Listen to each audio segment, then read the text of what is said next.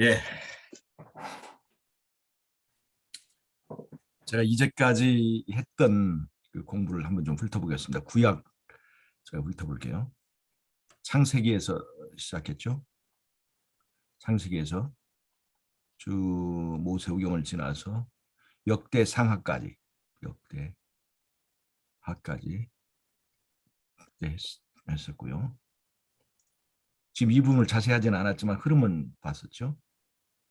그리고 오늘 볼 수 있는 이사야, 에레미야, 그리고 에스겔 세 대선지서가 있고, 여기에 다니엘서는 이 역대하의 끝부분에서 예루살렘이 바벨론에 포위되고 무너지는 그 이야기로 역대하가 끝나고요. 다니엘서 1장이 요야김 왕 그 3년에 예루살렘이 바벨론에 에워싸이는 그 이야기로 시작됩니다. 이 부장님 다니엘 안녕하세요. 예, 안녕하세요, 장로님. 네, 오랜만입니다. 예, 환영합니다, 장로님. 네. 그래서 다니엘 1장에서 6장까지, 7장에서 12장까지 이렇게 12개의 장이 있잖아요.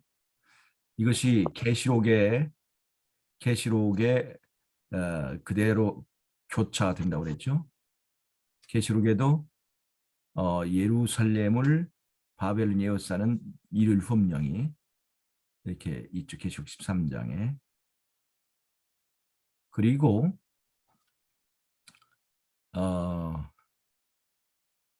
여기서 1장에서 6장까지의 이야기는 계시록 14장에 새 천사의 기별과 이게 같다는 것 제가 설명을 드렸고, 7장에서 12장까지는 새 덩어리 예언이 있는데 7장과 8장과 9장, 10, 11, 12장에 한 덩어리, 그래서 새 덩어리 예언이 있습니다.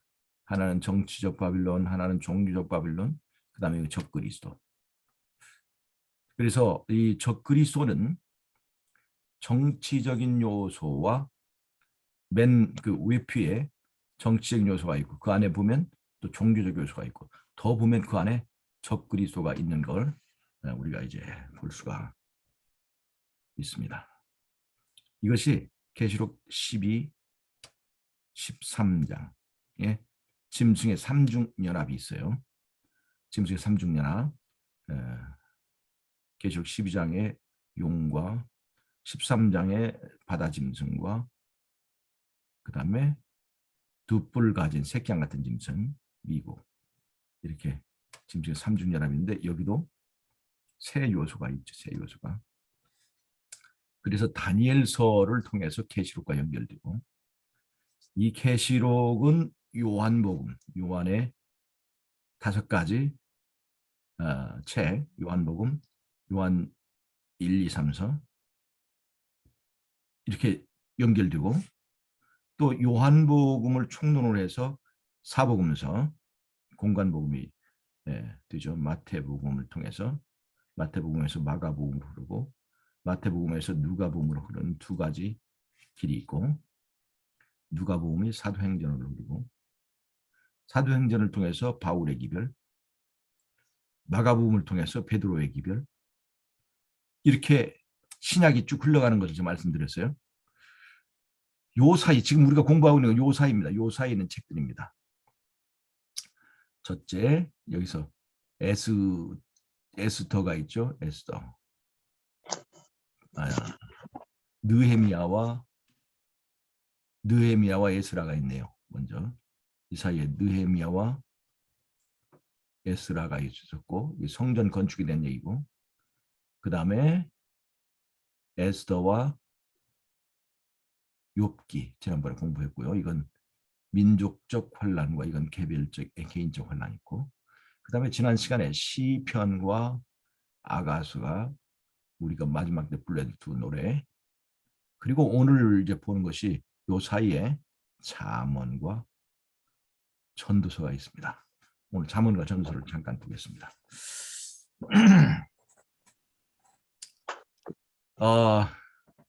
지금 이 부분은요, 이 느헤미야나 에스라 이런 것들이 이런 것들이 이제 바벨론에서 돌아와서 이제 그 하는 일들이고요. 또 여기에 배치된 책들이 마지막 때 대쟁투를 겪는 하나님의 백성들이 꼭 필요한 요소들로 갖춰 있다고 말씀드렸어요. 마지막 때 백성들은요, 맨 처음에 성소, 성전 건축 사명이 있고, 두 번째 그들에게는 노래가 있고, 세 번째 세천사 기별이 있습니다. 세천사 기별.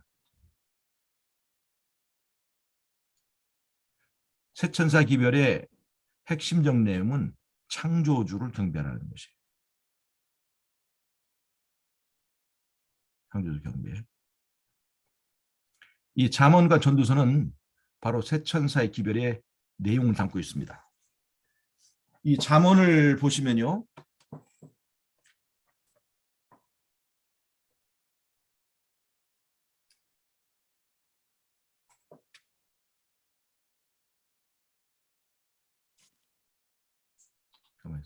지우기가 단번에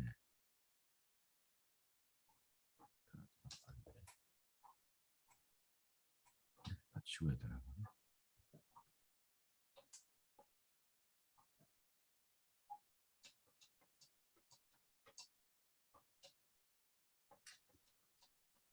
잠언에 보면요, 대쟁투적 요소가 있어요. 잠언의 내용은 잠언의 내용은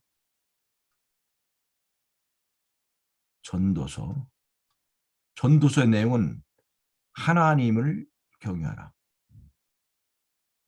하나님을 경외하라는 것이 전도서의 내용이에요. 그런데 전도서에는 그 하나님이 어떤 하나님인지 그 하나님의 이름이 없습니다. 직함만 있는 거죠. 근데 잠언은 여호와를 경외하라고 그랬어요.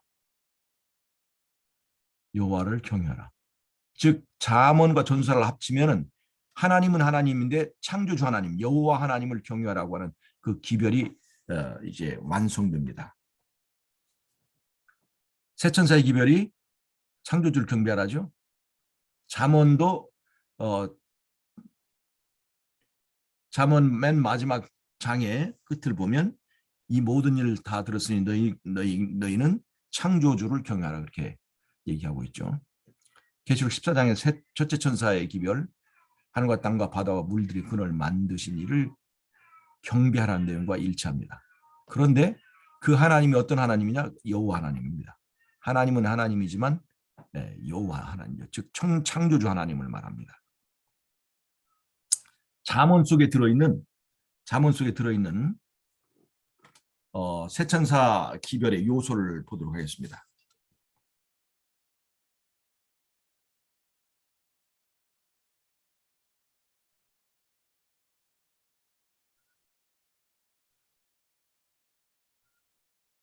자, 잠언 1장부터 보면요. 7절에 보면 여호와를 경외하는 것이 지식의 근본이여를 미련한 자는 지혜와 훈계를 멸시하느니라. 그렇게 하면서 여호와를 경외하는 것이 지혜의 근본이다 이렇게 얘기하고 있습니다. 자, 잠언에는요. 두 여자가 나옵니다.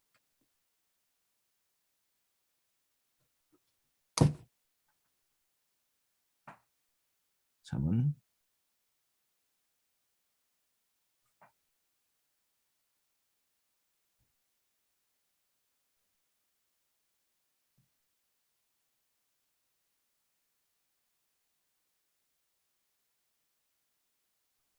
잠깐만요. 잠언 7장을 보면 잠언 7장은 전부 다 이게 음료에 대한 얘기 나오고 있어요. 음료. 자, 보세요. 잠언 7장을 보면 내 아들아 내 말을 지키며 내 명령을 내게 간직하라. 내 명령을 지켜서 살며 내 법을 내 눈동자처럼 새기라. 자, 지금 대쟁투의 핵심 그 이슈가 율법이죠. 율법이죠. 적그리스도는 그 하나님의 그 법, 때와 법을 변개하려 하고 전부 다 율법과 관계되어 있습니다. 그런데 잠언은 지금 계속해서 아비의 법을 지켜라, 어미의 법을 버리지 말라 그렇게 얘기하고 있어요. 그런데 잠언 7장에 보면 5절부터 보면 그리하면 이것이 너를 지켜서 음녀에게 말로 호리는 이방 계집에게 빠지지 않게 하리라 하면서 그 음녀에 대해서 얘기하고 있습니다. 첫 번째 잠언 7장 음녀에 대해서 얘기하고 있습니다. 음녀에게서 벗어나는 방법, 잠언은 하나님의 명령에서 떠나지 마라. 명령에서 떠나지 말라고 그랬어요. 음녀에. 근데 잠언 30장에는 또 하나의 여자가 나옵니다. 잠언 30장에는 여호와께 칭찬받는 누가 현숙한 여인을 얻겠느냐. 그 현숙한 여인에 대해서 얘기하고 있죠. 현숙한 여인. 그래서 두 여자가 나오는데 하나는 음녀이고 하나는 현숙한 여자예요. 계시록 12장에 음녀가 나오죠. 음녀. 정숙한 여자가 나오죠. 정숙한 여자. 계시록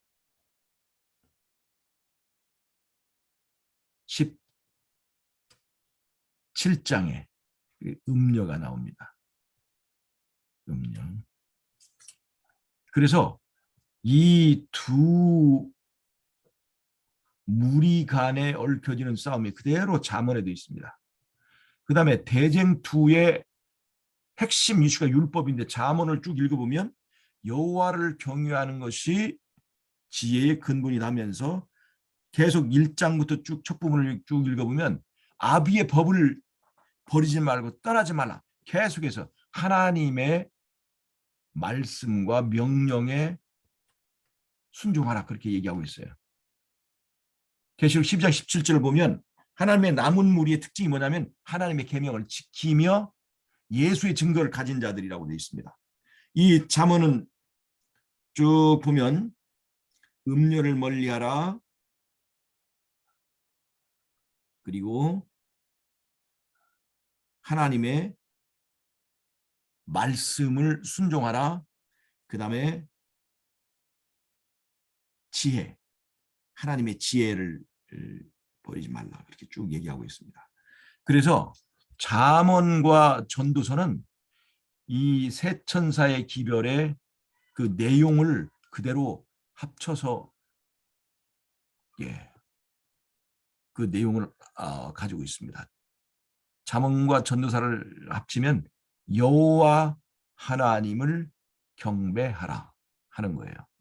다른 말로 하면 하나님은 하나님인데 어떤 하나님? 만약에 여호와 하나님이 아니라면 하나님은 하나님인데 인도의 힌두시 말하는 하나님도 들 수 있고 그 다음에 일본에서 말하는 그 수없이 많은 가미사마도 들 수 있지만 이 창조주 하나님 여호와 하나님을 경외하라는 것은 잠언과 전도서를 합쳐서 그런 세 천사의 기별의 그 요소가 이렇게 하나님의 율법에 대한 순종 그것을 말하고 있고요. 그 다음에 잠언과 전도서는 우리들의 생활에 대한 생활을 지혜롭게 하는 법. 그 다음에 잠언과 전도서는 어떻게 살면 네가 부자가 되느냐, 부자 되는 법을 말하는 거지 않습니다. 어떻게 하면 권력을 잡느냐. 세상 이 공부 중에는요, 어떤 사람은 군주론, 제가 지금 금방 군주론을 지은 사람 이름이 지금 생각이 안 나는데 나이 먹으니까 깜빡깜빡해지네요. 거기 보면 어떻게 권력을 얻는 방법, 어떻게 나라를 통치하는 방법, 마키아벨리 같은 사람은 그런 군주, 이 권력을 잡는 방법, 권력을 사용하는 방법 이런 것들을 말하고 있습니다. 또 경제학자들은 부자 되는 방법 이런 걸 얘기하고 있어요. 근데 잠언과 전도서는 뭘 말하고 있느냐? 의로운 삶을 사는 방법을 얘기하고 있어요. 그러니까 강한 사람이 되라. 또 꽤 많은 사람이 되라. 지혜하고 꾀는 다릅니다. 세상 잔꾀. 그런 것이 아니에요. 잠언은 의로운 사람이 되라고 얘기하고 있어요. 그러니까 하나님 나라는 강하고 권력을 쟁취한 사람들이 차지하는 것이 아니란 말이죠. 그거는 의로운 사람이 차지하는 것이 이 하나님 나라입니다. 그래서 잠언은 돈 버는 법을 얘기하는 것이 아니라 의로운 삶을 사는 방법, 생활, 그 생활을 하나하나 얘기해 주고 있어요. 그래서 세천사의 기별이라고 하는 것은 교리나 뭐 신학적 이론이나 그런 것이 아니라 결국은 잠언에서 말하는 바 결국은 삶이고 생활이고 경험이라는 것을 얘기해 주고 있습니다. 이제 앞으로 잠언과 전도서를 읽을 때 이걸 세천사의 기별과 연결시켜서 이것을 이해하시면 특별한 의미가 더 이렇게 느껴지실 거예요. 잠언은 돈 버는 방법을 말해주는 게 아니에요. 하나님 나라는 의로운 사람이 가는 거예요. 강한 사람이 차지하지 않습니다. 진화론은요. 강한 자가 세상을 차지하는 거예요. 진화론은. 근데 잠언과 전도서는요. 어떻게 하면 네가 의로운 사람이 될 수 있는지를 얘기해 줍니다. 그리고 구체적인 생활 속에서 어떻게 살아야 되는가를 얘기해 주고 있어요. 그러니까 진화론은 강한 자가 세상을 차지하고 있지만 창조론은요. 의로운 자가 세상을 차지한다. 온유한 자가 세상을 차지한다. 그렇게 얘기하고 있습니다. 여러분 한번 보세요. 온유한 자, 성경이 말하는 온유한 자, 거짓말도 못하고 싸우지도 못하고 왜냐하면 투쟁적이지 못하고 사납지도 못해요. 이 온유한 사람은요. 세상의 진화 법칙에는요. 온유한 자는 다 완전히 도태되어야 마땅합니다. 그런데 하나님이 나라를 주관하시기 때문에 하나님이 살아계시기 때문에 그 온유한 자가 세상을 차지하게 된다는 거예요. 그래서 잠언과 전도서는 바로 그러한 의로운 사람이 되는 방법. 자, 계시록 14장 보면 14만 4천인이 나오는데 그들은 그 입에 거짓이 없고 흠이 없는 자들이다. 바로 그게 뭐예요? 그것이 잠언과 전도서에서 말하는 삶을 실천한 사람들입니다. 잠언과 전도서에 말한 그 삶을. 하나님의 지혜를 이거 하나님은 세상은 강한 자가 되어라. 경쟁에서 이기기 위해서 강한 자가 되라. 그래서 강한 자가 되게 하기 위해서 태권도를 배우고 강한 자가 되기 위해서 영어를 배우고 강한 자가 되기 위해서 경쟁에서 싸워서 이기고 처지는 자는 나고자 합니다. 잠언과 전도서는 그렇게 강한 자, 꽤 많은 자 그런 것을 가르치는 것이 아니라 의로운 자, 그 다음에 하나님의 말씀에 순종하는 것. 그것이 지혜라고 했어요. 그래서 계시록 14장에서 말하는 그 입에 거짓이 없고 흠이 없는 자는 바로 이 잠언과 전도서에서 말하고 있는 그 생활을 실천하는 사람이라는 것을 말해주고 있습니다.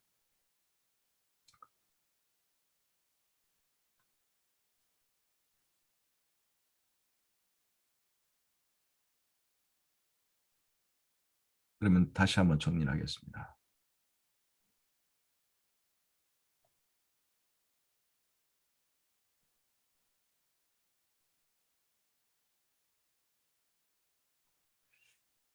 자, 맨 처음에 에스라가 있었죠. 느헤미야. 이거는 성전을 건축하는 마지막 때의 바벨론에서 돌아와서 성전을 건축하는 그 백성이 눈여겨봐야 될 그 기별이라고 그랬죠. 마지막 시대의 성전은 품성의 성전을 말합니다. 특별히 14만 4천이라는 인적 성전을 완성하는 것이 이 시대적 사명이라는 것을 우리가 볼 수 있고, 그 다음에 에스라와 느헤미야는 그 불가능하다고 하는 성전 건축이 어떤 과정을 통해서 또 어떠한 그 투쟁을 통해서 이것이 이루어지는지를 보여줍니다. 에스라는 제사장이었고 목회자였고 느헤미야는 평신도였습니다. 목회자와 평신도의 연합으로 이 성전 건축이 완성되는 걸 볼 수 있습니다. 예루살렘 성전이 다 무너졌는데 지파마다 그 성전을 건축하는 부분이 있어요. 이렇게 지파마다 또 어떤 그 집안마다 성전의 일부분을 맡아서 건축했습니다. 우리도 이 하나님의 성전을 완성하는 일에 작은 하나의 부분들을 맡아서 그것을 완성하고 지킵니다. 이렇게 우리가 말씀을 연구하고 또 이것을 전파하고 하는 것들도 전부 다 하나님의 기별을 지키고 무너진 데를 수부하는 일 중에 하나입니다. 마지막 때 백성들은 이 무너진 데를 수부하는 그 역할을 맡고 있어요. 그리고 개인적으로 하나님의 품성을 수부하는 것입니다. 우리의 삶 속에서 무너진 곳을 찾아서 수부해서 결국은 어떤 사람이 되어야 될까요? 그 입에 거짓이 없고 흠이 없는, 왜 흠이 없다고 했을까요? 이것은 성전이기 때문에 그렇습니다. 성전에게 요구하는 것이 뭐냐? 그것이 바로 흠 없음입니다. 흠 없음. 성전은 값비싼 집, 그 다음에 금이 많은 집, 그런 것이 아니고 하나님께서 요구하는 성전은 흠 없는 집입니다. 흠 없는 집. 그래서 이 흠 없음은 굉장히 중요합니다. 우리가 이 무슨 저기 품성이 구원의 조건이냐? 흠 없음이 무슨 구원의 조건이냐? 자꾸 이렇게 말하는 것은 어리석은 거예요. 그 다음에 우리는 예수님과 인성이 다르기 때문에 예수님 오셔서 육체가 변하기까지는 어떻게 흠없이 살 수 있느냐, 그런 말도 안 됩니다. 그래서 그것을 보여주기 위해서 에스라와 느헤미야가 있습니다. 이 에스라와 느헤미야의 성전 건축 그 과정을 위해서 하나님께 준 그 기별이 스가랴를 통해서 4장 6절 힘과 능으로 되지 않지만 여호와의 신으로 된다고 하는 바로 긍정의 바로 기별이 여기와 연결되어 있습니다. 그래서 에스라와 느헤미야 얘기를 제가 했어요. 우리는 합력해서 거시적인 성전을 질 뿐만 아니라 내 개인적인 그 품성의 성전을 완성해야 될 시대적인 사명을 가지고 있다. 그런 걸 제가 말씀드렸고, 그 다음에는 에스더와 욥기 얘기를 했었죠. 에스더는 민족적인 싸움이죠. 민족적인 시련, 민족적인 환란. 그다음에 욥기는 개인적으로 경험하는 마지막 때의 시련들 얘기했습니다. 이 안에 들어있는 마지막 때의 이제 의미가 있는 여러 가지 경험들을 제가 다 설명을 했어요.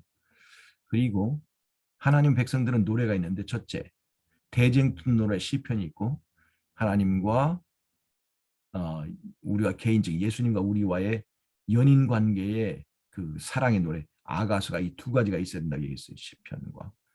이건 대쟁투 노래입니다.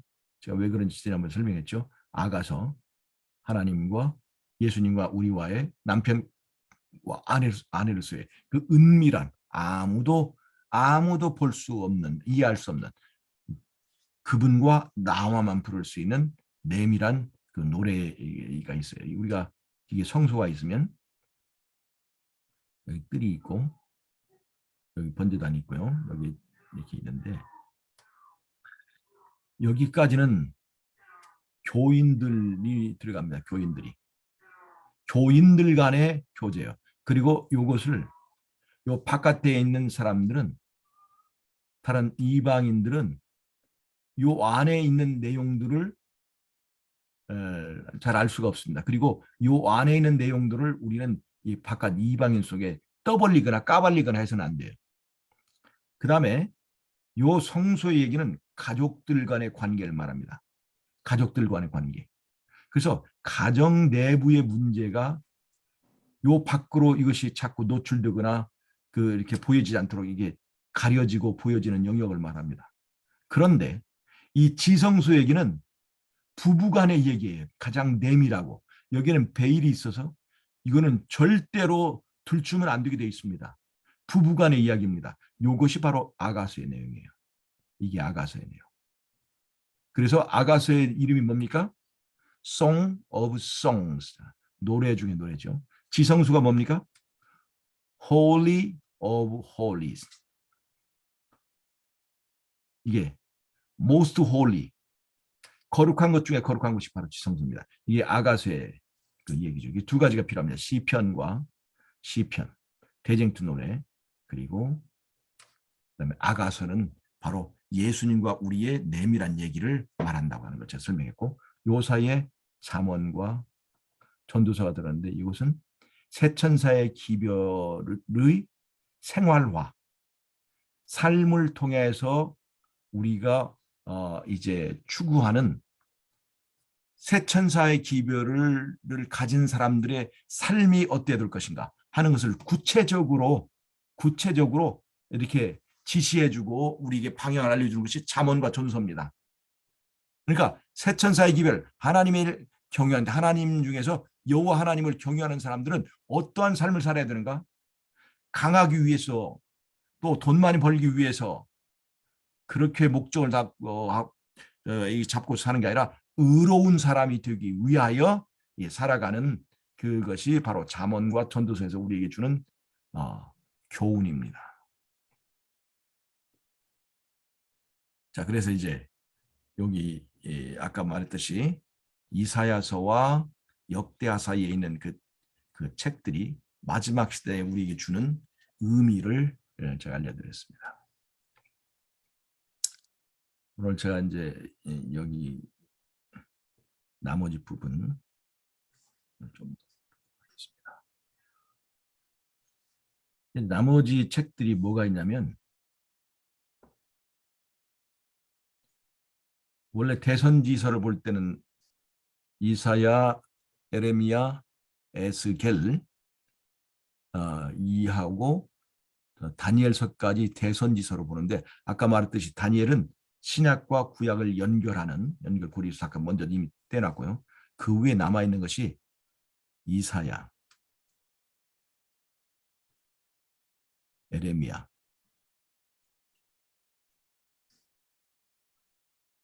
에스겔 이 세 개의 대선지서와 그 밑에 12개의 소선지서가 있습니다. 12개의 소선지서가 있어요. 근데 이것이 어떤 모양과 같으냐면 아브라함, 이삭, 그 다음에 야곱으로 이어오는 이스라엘 하나님의 이 계보와 그 밑에 12지파가 있는 모양과 이 패턴 똑같습니다. 제가 지난번에 한번 설명했죠. 아브라함, 이삭, 야곱의 흐름 속에는 복음이 들어있다고 제가 말씀드렸잖아요. 아브라함은 믿음을 얘기하고 있고 이삭은 순종을 얘기하고 있고 야곱은 이김을 말한다고 얘기하고 있습니다. 이 믿음이라는 것은 이것이 삼위일체예요. 순종 없는 믿음 아무런 의미 없습니다. 다른 말로 하면 아브라함의 자손이지만 이삭의 자손이 아니면 누구를 말하는 거예요? 이스마엘을 말하는 거예요. 그러니까 믿음이 있어도 순종이 없으면요. 이스마엘과 똑같습니다. 믿음이 순종과 연결될 때 그것이 진정한 믿음입니다. 그 다음에 이것이 생활을 통해서 주와의 싸움에서 야곱처럼 싸워 이기는 자가 마지막에 살아남습니다. 싸워 이기는 자. 여기에 이기지 못하는 자가 에서가 있죠. 에서의 자손은 이 12지파 속에 들어가지 못합니다. 이사야, 에레미야, 에스겔 이게 순서로 지금 이 예언 이 선지자들의 사역 순서로 이렇게 되어 있습니다. 이사야 다음에 에레미야, 에스겔 이렇게 되어 있습니다. 그리고 거기에 12개의 수선지자가 있는데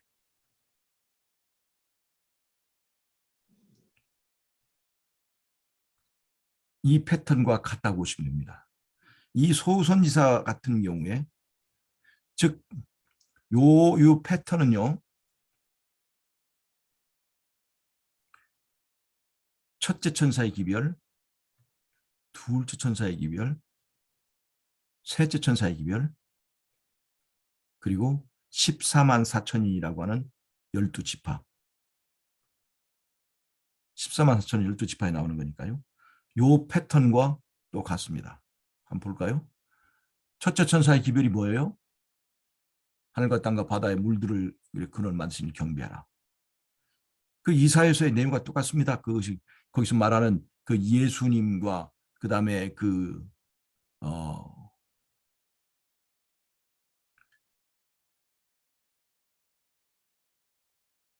그다음에 둘째 천사 보면 바벨론이 무너졌다잖아요.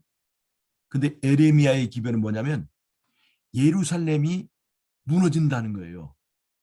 예루살렘이 바벨론화되어서 무너지는 거예요. 이것은 같은 맥락으로 같이 되어 있습니다. 그리고 셋째 천사의 기별은 짐승의 인에 대해서 얘기했잖아요. 인에 관한 얘기입니다. 인에 관한 얘기예요. 하나님의 인과 짐승의 인에 관한 얘기입니다. 근데 에스겔서에 인치는 일이 있습니다. 에스겔서 9장에 인치는 일이 있어요. 그래서 이것이 이사야, 에레미야, 에스겔 이것은 또 세 천사의 기별, 첫째 천사, 둘째 천사, 세 천사의 기별과 괴를 같이 하면서 그 12지파가 있는 것처럼 여기도 12개의 소선지서가 있습니다. 그 중에 예를 들자면 그 소선지서 중에 오바댜 같은 책이 있습니다. 오바댜. 이 오바댜 같은 책이 한 장으로 되어 있잖아요. 한 장으로. 그 내용을 사실 읽어보면 뭐 이런 것이 과거에 뭐 구약 시대는 어떤 의미가 있었는지 모르지만 현대의 나에게 무슨 의미가 있을까? 이렇게 볼 수 있어요. 읽을 때 좀 따분하잖아요. 나에게 뭐가 적용되는가? 이 오바댜는요. 에돔의 멸망, 에돔에 대한 심판을 얘기하고 있습니다. 에돔에 대한 심판. 근데 잘 보세요. 마지막 때에 이기는 자와 시험에 무너지는 자가 있는데 그게 에서라고 그랬죠. 잘 보세요. 에서의 경우 굉장히 중요합니다. 에서는요. 이삭에 맞아들이면서 굉장히 강한 것처럼 보이는데 그가 사흘 배고팠을 때 그의 장자권을 팥죽 한 그릇에 팔아버리는 사람을 대표하잖아요. 마지막 때에 그 짐승의 표가 이제 강요되기 전까지는 예서처럼 씩씩하게 장자로서의 이제 그 지분을 자랑하고 있다가 이제 일율협령이 나고 우리에게서 매매권이 사라졌을 때, 즉 에서처럼 3일 굶는 일이 생겼을 때 에라 모르겠다고 장자권을 팔아버리는, 전에는 우리 교회에서 장자로 떠받들여지던 기둥 같은 사람들을 대표하는 거예요. 이 에서는요. 그래서 지금 우리 안에도 이런 에서들이 많이 있습니다. 그들이 어떤 심판을 받는가를 보여주는 것이 바로 오바댜서의 이야기입니다. 오바댜서의 이야기예요.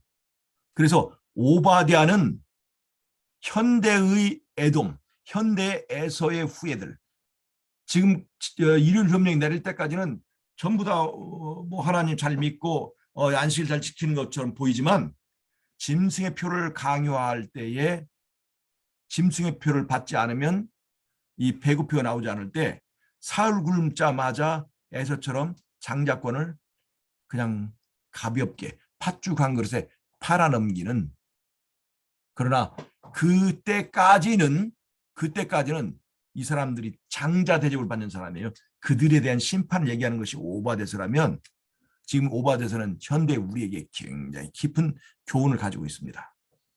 12개의 소선지서 중에 요나서 있습니다.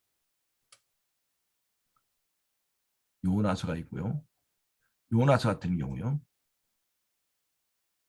요나서는 아수르에 대한, 니누에 대한 얘기죠. 아시리아. 니누에죠. 지금의 바벨론 같습니다. 바벨론에 전하는 복음이에요. 그 당시에 바벨론이죠. 바벨론의 원조죠. 요나를 통해서 바벨론에 기별을 전하라고 할 때 이 세 천사의 기별, 이 요나가 전하는 기별이 뭡니까? 무너졌다 니느웨 성이야. 현대는 무너졌다 바벨론과 똑같습니다. 그 기별을 전하러 가는 사람들인 이 요나의 경험은 마지막 때 세 천사의 기별을 전하는 우리가 거기서 배워야 될 교훈을 얘기하고 있습니다. 요나의 기별의 내용은 뭡니까? 바벨론에게, 즉 니느웨에게 하나님께서 두 번째 기회를 주신다. 너희들에게 두 번째 기회가 있다. 지금 너희들 타락하고 이렇게 무너질 건데 지금 너희들에게 선택할 기회를 주겠다 하는 것이 요나의 기별이에요. 요나 자신도 하나님의 말씀에서 떠나서 반대편에 살다가 고기 뱃속에 들어가서 그도 두 번째 기회를 얻어서 선지자 역할을 하게 되었습니다. 그래서 요나서를 보면요, 하나님께서 무너뜨리려 작정한 사람과 그 나라와 그 성이라 할지라도 하나님께서 다시 한번 마지막으로 주는 기회를 선포하는 것이 요나서의 얘기입니다. 그래서 세천사의 기별, 바벨론이 무너졌다라고 하는 그 기별을 전하는 사람들은 이 요나서를 통해서 깊은 이제 교훈을 얻을 수 있습니다. 또 학개와 스가랴, 이거는 성전 건축과 관련됐어요. 마지막에 백성 중에는 성전 건축이 이 사명이고 의무인데 성전 건축을 하는 이 하나님의 백성들이 어떤 그들에게 필요한 기별이 뭔가, 특별히 스가랴 4장 6절 같은 거는 하나님의 힘으로 되지 아니하고 나의 신으로 이것이 가능하다 하는 것을 이렇게 보여주는 그 기별이 들어 있습니다. 요엘서 같은 거 있죠. 요엘서는 정말로 마지막에 일어날 아마겟돈 전쟁, 여호사밧 골짜기에서 벌어지는 그 전쟁의 양상을, 아마겟돈 전쟁을 너무나 잘 표현하고 있는 것이 이 요엘서입니다. 요엘서를 통해서 우리는 과거의 사건뿐만 아니라 마지막 때에 우리가 직면하게 되는 아마겟돈 전쟁에 관한 이야기를 우리가 이제 배울 수가 있습니다.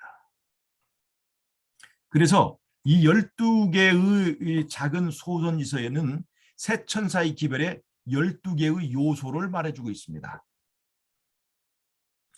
그래서 이 구약 전체가 과거의 사건과 과거의 역사를 말하고 있지만 그것이 현대의 이 선악간의 대쟁투의 클라이막스가 이제 펼쳐지는 마지막 때 우리에게 굉장히 중요한 의미와 기별을 담고 우리에게 그대로 제공되고 있다는 것입니다.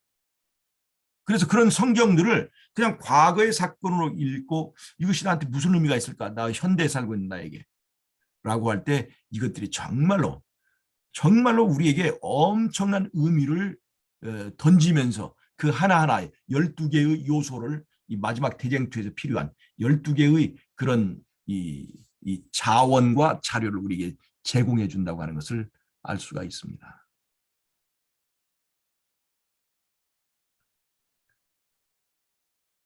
구약과 신약이 이렇게 하나의 덩어리로 얽혀 있고 이렇게 그 39권의 책이 마지막 때에 내가 하나도 버릴 수 없는 중요한 그 요소로서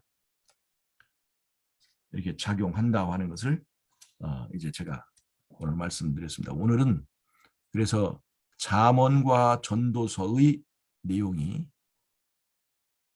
새 천사의 기별을 의 생활화, 그 다음에 마지막 때의 그 새 천사의 기별의 핵심이 바로 율법에 관한 것이라는 것. 그리고 이제 특별히 잠언 같은 경우는 지혜를 강조하고 있거든요. 지혜를. 우리가 요 지혜가 없이 믿음만 이게 치중하게 되면요, 극단에 치우칩니다. 극단에. 자기 믿음에 취해 있는 사람은요, 굉장히 극단에 치우칩니다. 근데 잠언은요, 잠언은 지혜를 강조하고 있어요. 지혜를 강조하고 있습니다. 여러분, 그 신학에 보면 그 믿음으로 말미암는 의를 잘 설명하는 것이 로마서인데요. 이 로마서와 똑같이 믿음을 강조하고 있는 책이 바로 야고보서입니다. 근데 야고보서는요, 그 서두에 꾸짖지 않으시는 하나님께 뭘 구하라고 했냐면 지혜를 구하라고 하고 있습니다. 믿음이 정말로 중요한데 그 믿음은 반드시 지혜를 가지고 이 믿음은 올바르게 사용된다 하는 것을 보여주고 있습니다. 잠언은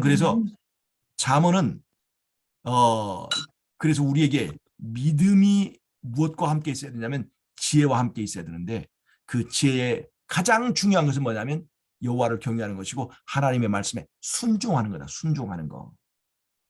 예를 들자면 지금 우리가 음식물 기별을 우리가 주의하지 않고 뭐 육식하고 해도 그것이 구원의 조건이라 그런 건 아니기 때문에 큰 문제가 없습니다. 그럼 마지막 때 우리가 짐승의 표를 받지 않아서 병원에 갈 수 없고 약을 살 수도 없고, 그런데 그때 코로나보다 더 큰 이 바이러스들이 막 유행할 때 그때에 음식물 기별대로 실천하고 산 사람들은 그런 것들을 우리 몸 안에 이미 강력한 면역체계, 강력한 병원이 형성됐기 때문에 약을 사 먹지 않고 병원에 가지 않아도 그런 병들을 이겨낼 수 있게 되는데, 그때 육식화된 체질과 내가 예언의 신 있는 기별들을 무시한 사람들은 그때 가서 그 대쟁투가 극심해지는 상황에서 야, 내가 정말 한 1년만 더 내가 정말 음식물 계획을 일찍 했더라면 얼마나 좋았을까 하고 땅을 치며 후회할 수도 있다는 것입니다. 지금은 음식물 기별과 시골 생활 기별과 이런 것들을 개혁한 사람과 개혁하지 않은 사람이 별 차이가 없지만 그때에는요, 아하, 지혜로운 천이라는 게 뭐냐, 정말 이렇게 준비했으면 얼마나 좋았을 걸 하는 것을 땅을 치고 이게 후회할 수 있게 된다는 것입니다. 그런 것들이 지혜라고 하는 거예요. 이 잠언에서 말하는 거는요, 말씀대로 순종하라. 그게 지혜다. 그리고 새 천사의 기별은 그냥 교리가 아니라 잠언과 전도서에 말하고 있는 생활이다. 어떤 잠언과 전도서는 어떻게 어디에 투자하면 주식에 떼돈을 벌 수 있다. 그런 걸 절대 얘기하지 않습니다.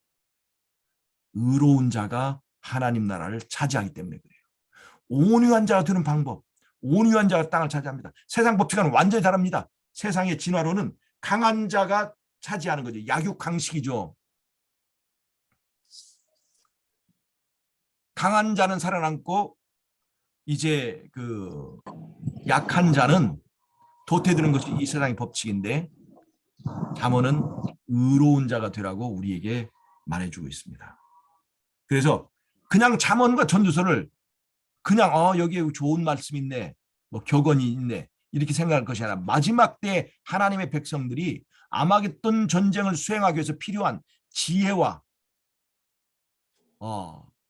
그 필요한 요소들이 여기 들어있다 생각하고 보시면 더 큰 의미가 있다는 것을 제가 말씀을 드립니다. 그리고 이사야, 에레미야, 에스겔, 아브라함, 이삭, 야곱과 같은 그런 체계를 가지고 있고, 그 밑에 12지파가 있는 것처럼 이사야, 에레미야, 그 다음에 에스겔, 그리고 12개의 소선지서, 이것들은 마지막 때의 하나님 백성들에게 필요한 중요한 요소들을 우리에게 알려준다 하는 것을 제가 오늘 말씀드리고 오늘 공부는 여기서 이렇게 일단 마치도록 하겠습니다. 제가 일단 녹음한 거 끌게요.